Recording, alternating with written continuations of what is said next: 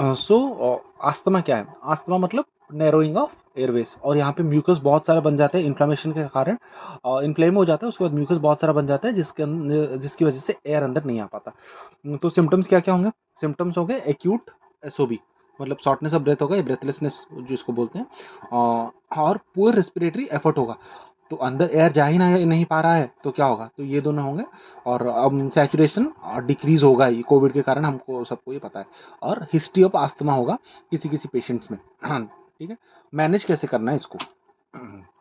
तो मैनेजमेंट के लिए क्या है, पहले आप यहाँ पे देखो, जैसे कोई पेशेंट आता है, हमको हॉस्पिटल सेटिंग में भी पता है कि पहले उसको मतलब जैसे ब्रीथ नहीं कर पाता है और उसको अस्थमा का हिस्ट्री और कुछ है, तो हम उसको देते हैं सैल्ब्यूटामॉल नेबुलाइजेशन देते हैं, उसके बाद ऑक्सीजन देते हैं उसके साथ, ठीक है।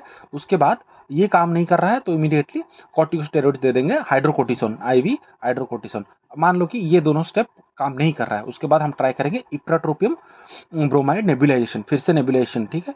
उसके बाद ये भी काम नहीं कर रहा है तो आईवी मैग्नीशियम सल्फेट। तो यहाँ तक ये चारों स्टेप को कैसे याद रखना है, पहले तो नेबुलाइज करो और एक इंजेक्शन दो, ठीक है। उसके बाद फिर से एक दूसरा चीज नेबुलाइज करो और एक इंजेक्शन दो, तो नेबुलाइजेशन आईवी, यहाँ तक काम खत्म, ठीक है।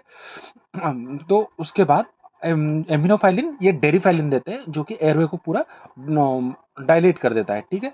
मतलब नैरो अब नहीं रहने देता, पूरा डायलेट करने की कोशिश करता है।